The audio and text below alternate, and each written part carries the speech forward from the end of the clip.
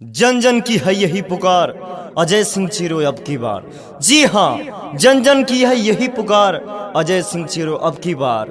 चैनपुर पूर्वी जिला परिषद क्षेत्र से जिला परिषद पद के उम्मीदवार योग, नेक, ईमानदार, कर्मठ, शिक्षित, संघर्षशील प्रत्याशी हेतु खड़े हैं अजय सिंह चेरो। जी हाँ, आपके अपने बेटे, आपके अपने भाई, आपके अपने चहेते नेता अजय सिंह चेरो, जिनका चुनाव निशान एयर कंडीशनर। जी हाँ, जिनका चुनाव निशान एयर कंडीशनर छाप क्रमांक संख्या 1।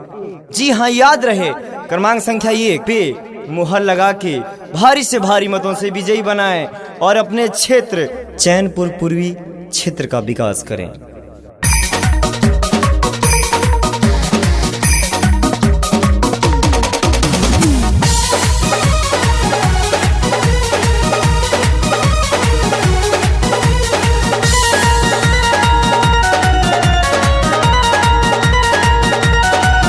सुनो बहिनी हो, सुनो भैया हो, हाथ जोड़िला परी पैया हो। सुनो बहिनी हो, सुनो भैया हो, हाथ जोड़िला परी पैया हो। चैनपुर पूर्वी जिला परिषद से इनको अब की जिताना है। एयर कंडीशनर पे मोहर लगाना है, अजय चेरो जी को जिताना है। एयर कंडीशनर पे मोहर लगाना है, अजय चेरो जी को जिताना है। एयर कंडीशनर पे मोहर लगाना है।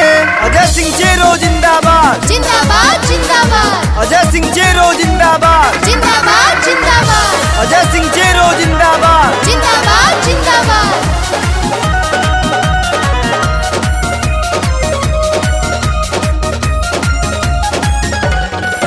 सुन चचा चाची अब किया वो हो, एयर कंडीशनर पे मोहर लगावा हो। एयर कंडीशनर पे मोहर लगावा हो। सुना भाई बहन अब किया वो हो, एयर कंडीशनर पे मोहर लगावा हो। जो किया नहीं कोई करके दिखाएंगे, अपने चैनपुर पूर्वी का भाग जगाएंगे। हर घर बिजली, पेंशन, पानी, सारा सुविधा पहुंचाना है। एयर कंडीशनर पे मोहर लगाना है, अजय चेरो जी को जिताना है। एयर कंडीशनर पे मोहर लगाना है, अजय चेरो जी को जिताना है। एयर कंडीशनर पे मोहर लगाना है।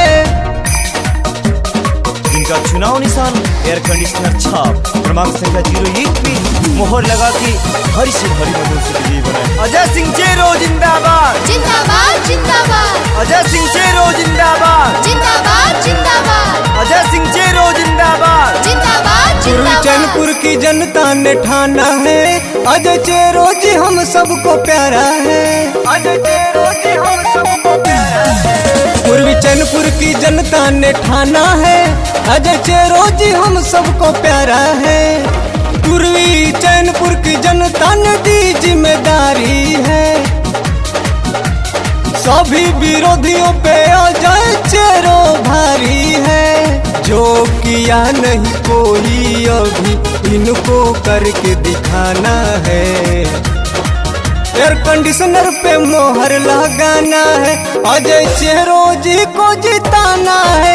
एयर कंडीशनर पे मोहर लगाना है, अजय चेरो जी को जिताना है। एयर कंडीशनर पे मोहर लगाना है। हवा का रुख बदलेगा, तूफान आएगा। हवा का रुख बदलेगा, तूफान आएगा। इस बार चैनपुर पूर्वी क्षेत्र से जिला पंचायत परिषद में सिर्फ और सिर्फ अजय कुमार सिंह चेरो जी का नाम आएगा। जी हाँ, अजय कुमार सिंह जी चेरो का नाम आएगा।